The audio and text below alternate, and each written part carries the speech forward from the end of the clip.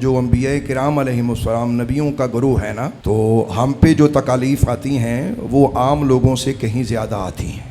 اور ایک روایت میں تو ایسا آتا کہ حضرت سیدنا ابو سعید خدری رضی اللہ تعالیٰ عنہ وہ کہتے ہیں کہ میں نبی کریم رؤوف الرحیم علیہ السلام کی خدمت میں حاضر ہوا تو میں نے دیکھا کہ اللہ کے حبیب پر بخار قربان ہونے کے لیے آیا ہوا ہے۔ تو کہتے ہیں کہ میں نے آپ پر اپنا ہاتھ رکھا تو میں نے لحاف جو آپ نے اوپر اوڑھا ہوا تھا اس کے اوپر سے اس بخار کی حرارت محسوس کی، یعنی اتنی زیادہ حرارت۔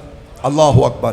میں نے عرض کی یا رسول اللہ یہ آپ پر اتنا شدید بخار حاضر خدمت ہے؟ تو سرکار دو عالم علیہ السلام نے فرمایا ہمارے لیے اسی طرح آزمائشیں کئی گنا ہوتی ہیں اور ہمارے لیے اجر بھی کئی گنا ہوتے ہیں۔ میں نے عرض کی کہ یا رسول اللہ لوگوں میں ازرو آزمائش کے یعنی سب سے زیادہ سخت جو آزمائش ہے وہ کن لوگوں پہ آتی ہے؟ سرور عالم علیہ السلام نے فرمایا سب سے زیادہ سخت آزمائش انبیاء علیہم السلام یعنی نبیوں و رسولوں پر علیہم السلام۔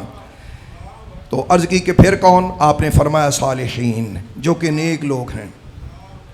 فرمایا ایک شخص تو ایسا ہوتا ہے کہ اس کو فقر سے آزمایا جاتا ہے یہاں تک کہ اس کے پاس پہننے کے لیے بھی کوئی کپڑا نہیں ہوتا الا یہ کہ وہ ایک چادر میں سوراخ کر کے اپنے گلے میں پہنتا ہے۔ اللہ اکبر۔ بلکہ ایک روایت میں تو آتا ہے فرمایا وہ کپڑے کو پھاڑتا ہے اور مختلف طریقے سے اس کپڑے کو اپنے جسم پہ لپیٹ کے تو اپنے جسم کو ڈھانپتا ہے۔ اب آپ اندازہ کریے گا کہ یہ انتہائی غربت اور انتہائی آزمائش ہے۔ جب یہ سرکار دو عالم علیہ السلام نے ارشاد فرمایا نا تو عرض کی یا رسول اللہ یہ ارشاد فرمائیے کہ جب اس بندے سے اللہ یہ آزمائش کر رہا ہوتا ہے تو کیا وہ بندہ خوش ہوتا ہے؟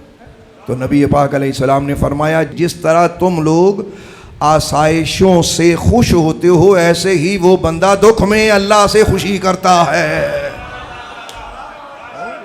سنیے گا تو سرکار دو عالم علیہ السلام نے فرمایا وہ آدمی جو ہے نا تو وہ شخص دکھ سے اتنا خوش ہوتا ہے جتنا تم سکھ سے خوش ہوتے ہو۔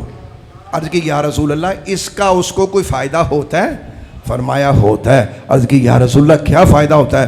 میرے آقا نے فرمایا وہ زمین پر اس حال میں چل رہا ہوتا ہے کہ اللہ اس کا کوئی گناہ اس کے جسم پہ رہنے ہی نہیں دیتا۔